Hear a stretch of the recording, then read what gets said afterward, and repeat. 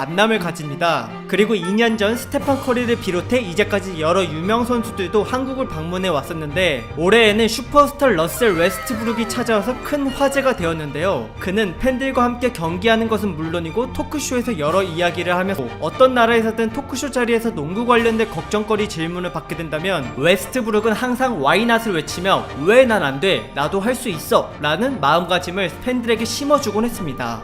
그가 이런 문구를 강조하는 이유는 사실 과거 어렸을 적 무명 시절과 관련이 있는데요. 현재 NBA에선 화끈하게 달려가 덩크를 내리치는 모습을 자주 보이지만 고교 시절 대부분은 덩크도 불가능했던 평범한 선수로 경기를 뛰어왔었습니다. 슈퍼스타가 되기까지의 과정 속에선 꾸준한 노력과 뜨거운 승부욕이 늘 동반했었고 그 덕에 많은 위대한 업적을 달성을 했지만 한편으론 자신의 개인적 기록을 위한 이기적인 플레이 때문에 많은 팬들에게 날카로운 비난을 받기도 했습니다. 이번 영상에선 이런 두 가지 면을 지닌 러셀에 대한 스토리를 풀어보고자 합니다. 1988년 미국 캘리포니아주의 롱비치에서 태어난 러셀은 교사이자 NBA 팬이었던 아빠의 영향을 받아 7살 때부터 농구를 시작했었고 그에 대한 열정은 엄청났었는데요. 평일엔 물론이고 휴일날 이른 아침부터 아빠에게 농구 연습하는 걸 도와달라고 할 정도로 농구 광이었습니다. 시간이 흘러 2002년 NBA 선수가 되겠다는 꿈을 가지고 고등학교 농구부에 들어간 러셀은 팀 내에서 밑바닥 선수였습니다.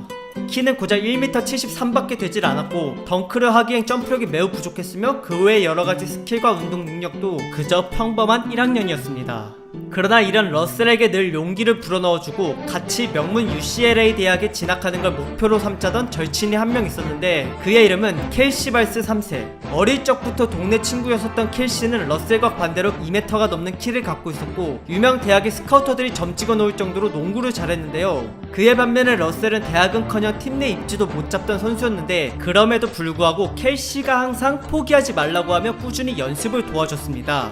그 후 2006년이 되었고 같이 가기로 했던 UCLA는 러셀 혼자만 가게 되었습니다.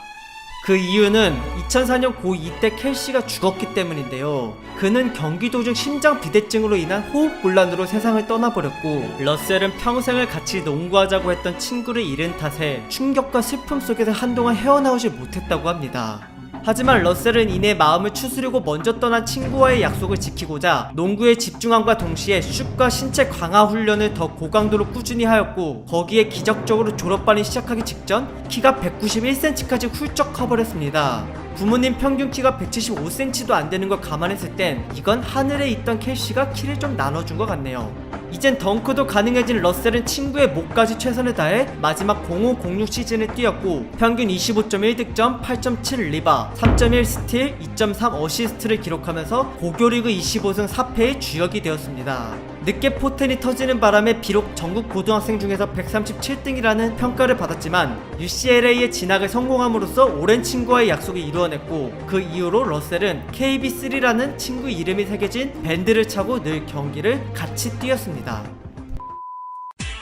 고교 때와는 다르게 이젠 피지컬도 좋아졌고 명문 UCLA 선수가 된 1학년 러셀은 경기를 제대로 못 뛰었습니다. 포인트 가드 자리에서 백업 멤버로 정해진 탓에 06-07 시즌 내내 전후반 총 40분 동안 고작 9분 정도밖에 뛰지 못했는데요. 평균 득점도 3.4점 뿐이라서 그 정도로 NBA 가기엔 택도 없었습니다. 하지만 이러한 상황에서도 러셀은 기죽지 않았고 오히려 팀의 에이스가 되고자 승부욕을 불태워 훈련에만 집중했는데요. 그러자 때마침 2학년 시즌이 시작되었을 때 주전 포인트 가드가 부상을 당했고 감독님은 그 자리에 이제껏 성실한 모습을 보인 러셀을 넣어줬습니다.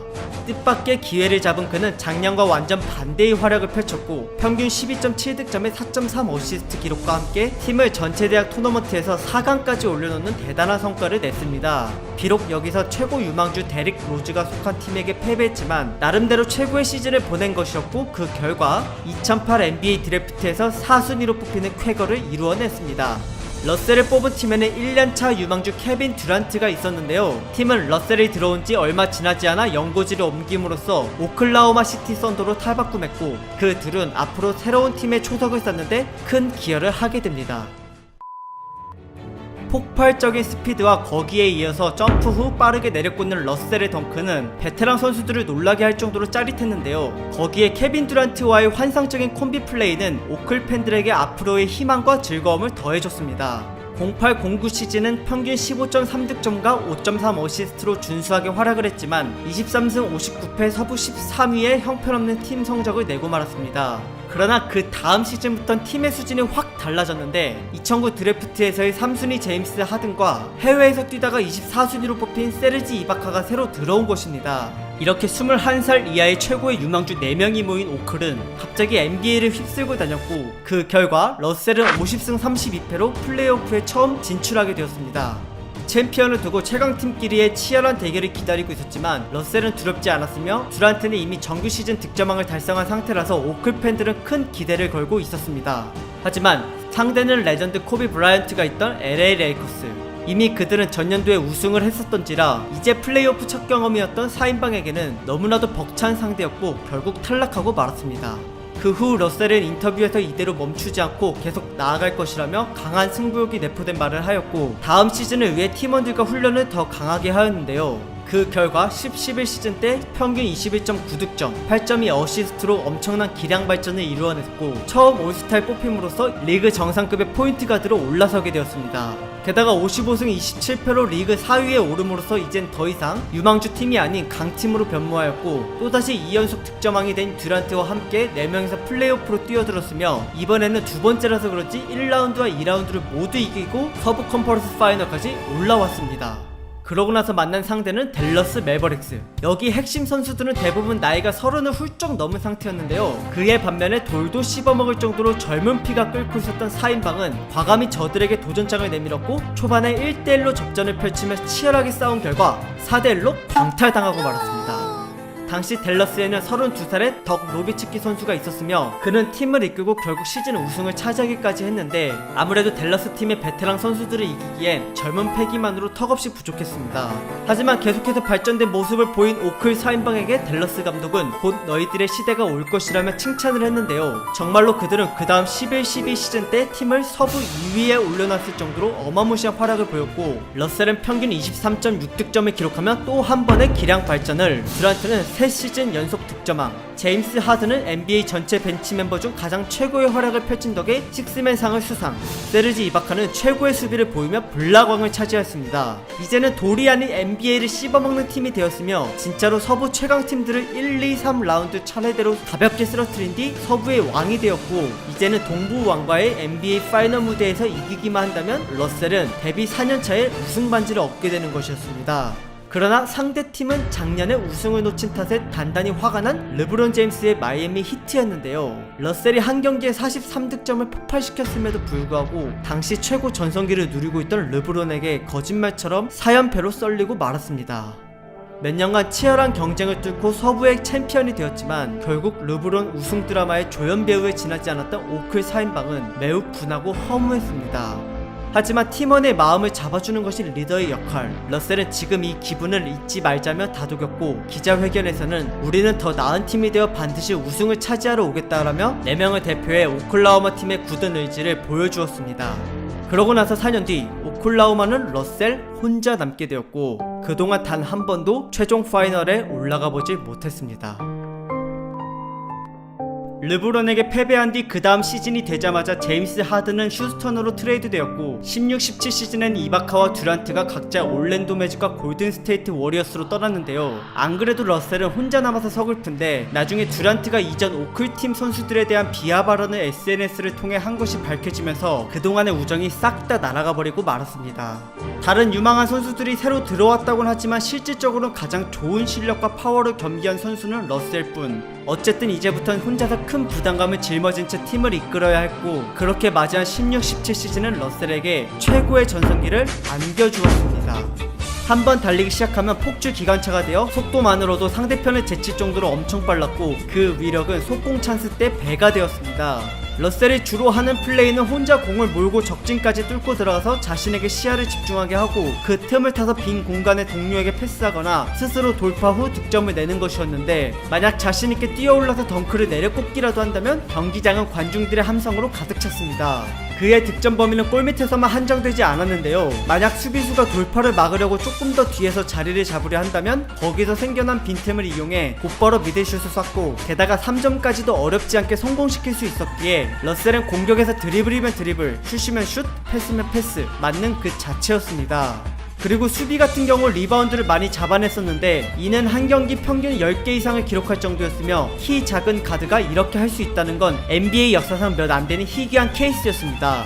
감독에게 공격 전술 대부분의 권한을 부여받은 러셀은 한 경기에 50점을 넘기는 경우가 4번이나 있을 정도로 득점을 엄청나게 퍼부었고, 그뿐만 아니라 동시에 어시스트와 리바운드까지 10개 이상 뽑아냈으며, 그 결과 두 자리의 숫자를 기록한 항목이 3개가 되었을 시 불려지는 트리플 더블이란 걸 16-17 시즌에 무려 42번이나 해냈습니다. 이 수치는 70년이 넘는 NBA 역사상 가장 높은 업적이었으며, 플러스 생애 2번째 득점왕과 정규 시즌 MVP를 처음으로 달성하는 쾌거를 이루어냈는데요. 모두가 떠나고 팀에 혼자 남은 그가 이렇게까지 해냈다는 건 강인한 정신력과 중간에 겪었던 무릎 부상을 이겨내고 꾸준히 해왔던 훈련 및 자기 관리가 큰 몫을 해줬습니다. 그리고 러셀은 항상 어릴 때부터 와이낫을 자신의 신조로 삼아왔었는데, 어려운 환경에서도 꾸준히 최선을 다한다면 못해낼 게 없다고 믿어왔던 그는 무명의 어린 시절부터 지금의 슈퍼스타 반열에 오르기까지를 정말로 모든 팬들에게 몸소 증명하였습니다. 16-17 시즌부터 오클라호마 시티 썬더의 프랜차이즈 스타가 됐음과 동시에 트리플 더블 머신이라는 별명이 붙은 러셀은 18-19 시즌까지 3번 연속 플레이오프에 팀을 올려놓기도 했습니다.